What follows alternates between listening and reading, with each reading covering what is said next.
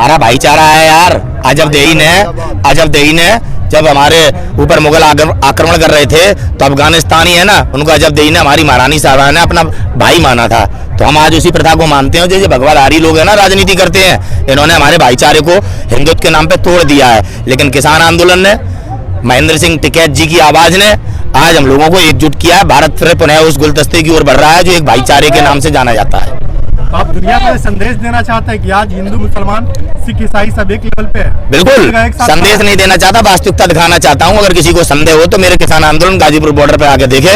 हम हिंदू मुसलमान सिख ईसाई सब बड़े प्रेम से रह रहे हैं, साथ खा रहे हैं और अपने भारत को बचाने के लिए एकजुट होकर इस तानाशाह पीएम से लड़ रहे हैं, जो अच्छी बातें करता है, धर्म की बातें करता है, नौजवानों को सपने दिखाता है और उन्हीं के ऊपर अत्याचार करता है। कहीं फिर वोट के टाइम में फिर हिंदू मुसलमान हिंदू नहीं बन जाओगे आप? बहुत गलतियां हुई हैं, अपनी गलती को मानते हैं, जिसका परिणाम है कि आज देश के किसान को यहाँ पर ऐसे इतनी धूप में रहना पड़ रहा है और 250 से ऊपर हमारे देश के किसान शहीद हो चुके हैं। वो हमारी गलती रही जो हमने इनकी साजिशों में आके हमने अपना ही नुकसान किया और अब हमारा देश खतरे में, हमारी आजादी खतरे में। लेकिन आप तो बोल रहे हो आप साथ में हिंदू मुस्लिम, तो संजीव बालियान जो है अपना मंत्री जी, वो बोल रहे हैं कभी एक हो ही नहीं सकते कभी। ये भारतीय जनता पार्टी के नेताओं की नीति है, रणनीति है। वो आपस में बांट के अपने काम बनाते हैं। संजीव बालियान जाट समाज के हैं और संजीव बालियान को सांसद बनाने में नरेश टिकैत जी की बहुत बड़ी भूमिका थी।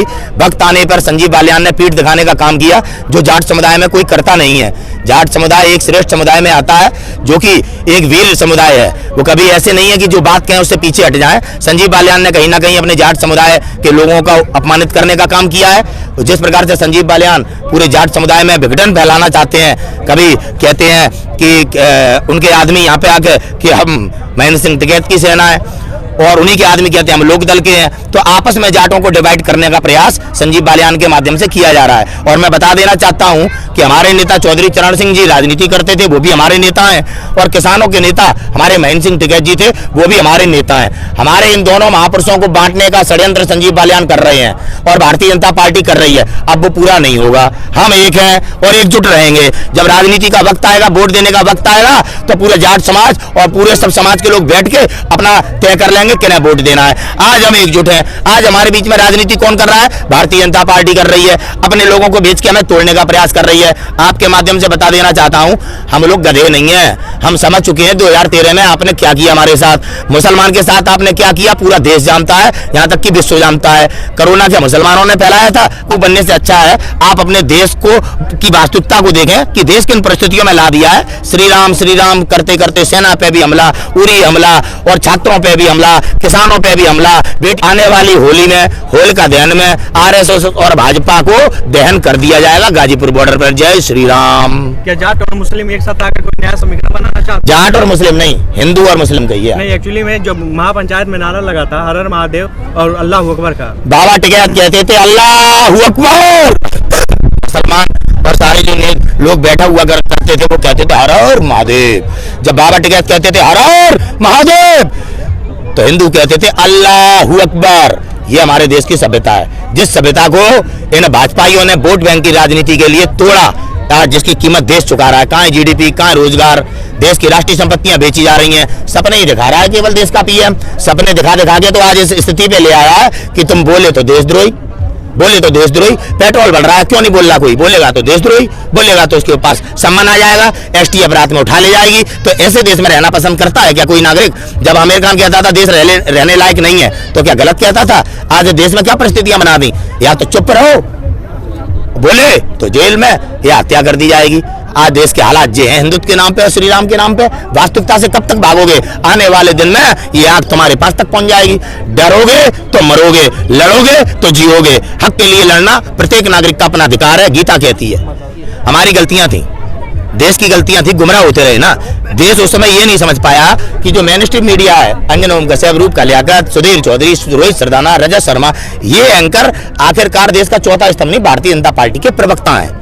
ये एंकर कभी टुकड़े टुकड़े गैंग स्टूडेंटों को कह देते थे, जैसे आज हमारे किसान है सारे आतंकवादी खालिस्तानी। देख लो जी हमारे देश में, ठीक है, हम आतंकवादी खालिस्तानी। स्टूडेंट बोले तो टुकड़े टुकड़े गैंग, और कोई बोले तो कम्युनिस्ट। इस प्रकार से इन्होंने हमें गुमराह करके, हमें डिवाइड करके आज हमें इन परिस्थितियों में ला दिया है। अब सब कुछ सामने आ चुका है। तो प्रधानमंत्री की वास्तविकता दुनिया में उजागर हो चुकी है।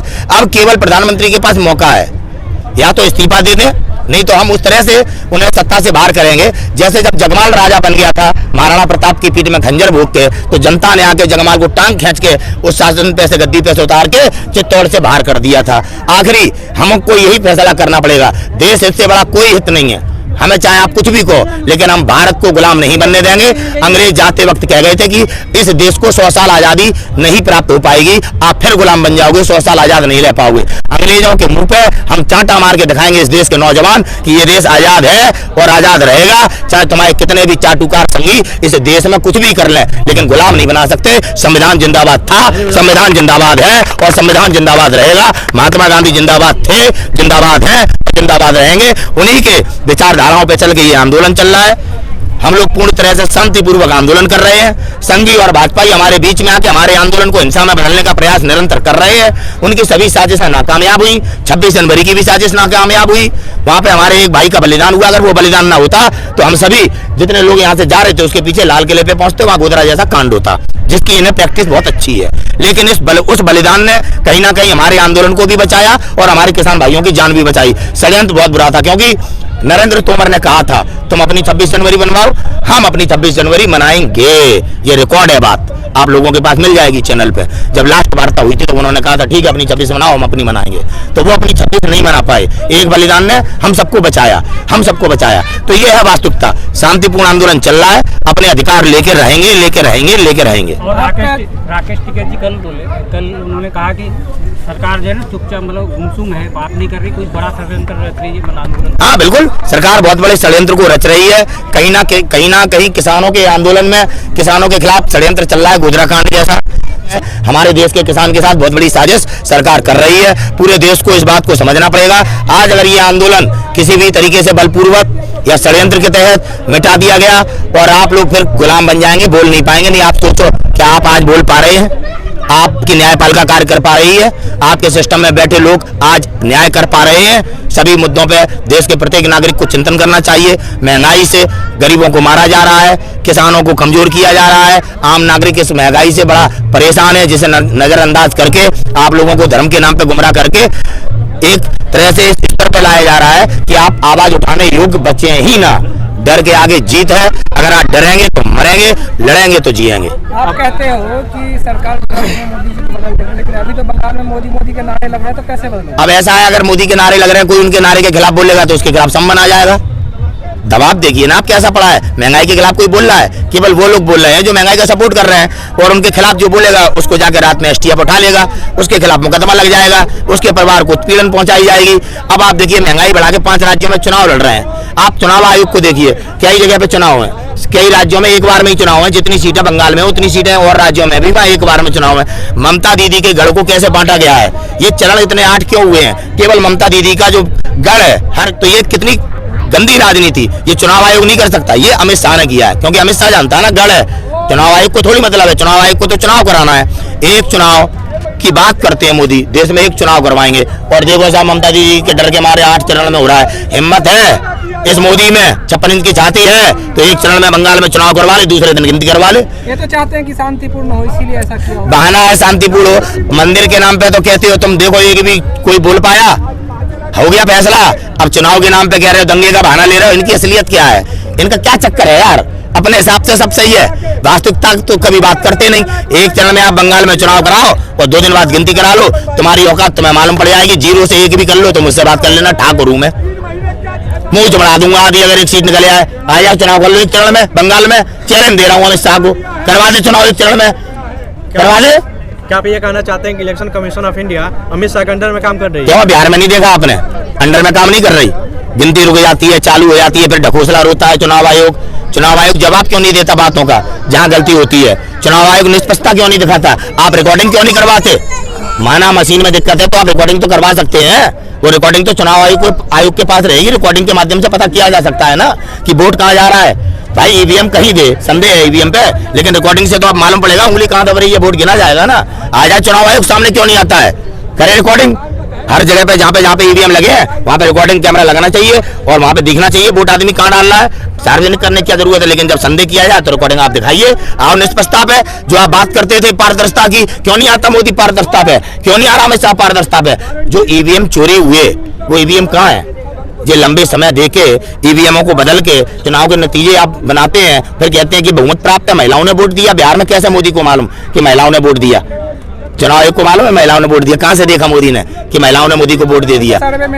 सर्वे कौन सा यार? सर्वे इनके सर्वे जो प्रवक्ता बैठे इनके चैनल चुनाव लड़ने से पहले 2014 में चुनाव लड़ने से पहले 22 चैनल खरीद लिए थे, उनके सर्वे मानोगे? और जो सर्वे दिखाते हैं असली पत्रकारों ने देश छोड़ के भागना पड़ रहा है। अभी एबीपी न्यूज के पत्रकार ने इस्तीफा क्यों देना पड़ा उसे? 1 लाख की नौकरी पे कोई लात मार देगा? यहाँ पे खाकी वर्दी वाले 40,000 की नौकरी में तो गुलामी कर रहे हैं, और वो देखो राष्ट्र में 1 लाख की नौकरी छोड़ के आ रहा है। अरे जी अपनी वर्दी बचाने डोल रहे हैं, हम देश बचाने के लिए यहाँ खड़े हैं। दुर्भाग्य ये है कि हमारे बेटे हमारे खिलाफ खड़े हैं। हमारे देश की सेना आज देख नहीं रही। कहा क्यों पुलवामा हमला तक सामने नहीं आया? क्योंकि आज जमीर मर चुका है लोगों का। आज वो भारत के लिए नहीं जी रहे, आज वो अपने नौकरी के लिए जी रहे, स्वार्थी और लालची बन चुके हैं। तभी आज हमारे देश में ये संकट है, तभी आज हमारे देश में ये संकट है। आप जब संविधान की शपथ खाते हैं और आप जब खाकी पहन लेते हैं तो आप देश के हो जाते हैं, किसी के बाप के नौकर नहीं होते कि कोई नेता आपको लात मार के भगा देगा। एक आईपीएस की इतनी औकात होती है कि इन जैसे गुजरात के गृह मंत्री को जेल में डाल दिया था। आज दुर्भाग्य की देश में लालची, स्वार्थी, भ्रष्टाचारी लोग हमारे बड़े बड़े पदों पे हैं। जो संजीव भट्ट जैसा आईपीएस था जेल में है, वरना अमित शाह को जेल में भी खाकी नहीं डाला था। आज खाकी क्यों? अपने किसानों पे गोली चलाने के लिए तैयार है, नेताओं के खिलाफ इन्हें डर लगता है। क्यों? कपिल मिश्रा एक खाकी वर्दी को बगल में खड़ा होकर कहता है ट्रंप के जाने के बाद, और वो स्पेक्टर में खड़ा है, सुनना है। इसी बलिदान दिया है देश के सभी क्रांतिकारियों ने। जब मुगलों ने देश गुलाम बनाया था तो राजपूतों ने दगा किया था महाराणा के साथ, और उन्होंने अपना मुगल ध्वज लहराया था। 600 वर्ष की गुलामी के बाद जब इस देश के क्रांतिकारियों ने देश आजाद कराया तो उन्हें तिरंगा झंडा था हमारा मान सम्मान स्वाभिमान, जिसमें केसरिया भी है, व्हाइट भी है, सभी रंग है जो हमारे देश की एकता का प्रतीक है, और वही हमारा मान सम्मान है। अरे ऐसे कोई हिंदू राष्ट्र आप हिंदू राष्ट्र कह रहे हो, कोई खालिस्तान कह रहा है, कोई मूल निवासी कह रहा है, सारे देशद्रोही हैं। हिंदू राष्ट्र कहने वाले भी देशद्रोही हैं, खालिस्तान की मांग करने वाले भी देशद्रोही हैं। ये धर्मनिरपेक्ष भारत है। गीता में भी कहीं ना हिंदू राष्ट्र लिखा है ना रामायण में हिंदू राष्ट्र लिखा है। ये दो कौड़ी के कौन से लोग हैं जो हिंदू राष्ट्र के नाम पे देश में देशद्रोह कर रहे हैं, लेकिन इन्हें राष्ट्रभक्त कहा जाता है? कौन सी मेंटलिटी है? हिंदू राष्ट्र जितना बड़ा राष्ट्रद्रोह है उतना ही बड़ा खालिस्तानी राष्ट्रद्रोह है। ये कैसे अपने हमारे देश में टुकड़े करके अपना देश बनाएंगे भाई? ये भारत है, ये भारत है और भारत ही रहेगा। ये वो देश है जहां सभी को स्वतंत्रता पूर्वक रहने का अधिकार है। दुनिया का मात्र एक ऐसा देश है, सबसे बड़ा लोकतांत्रिक देश है। हम अपने देश की छवि को खराब नहीं होने देंगे।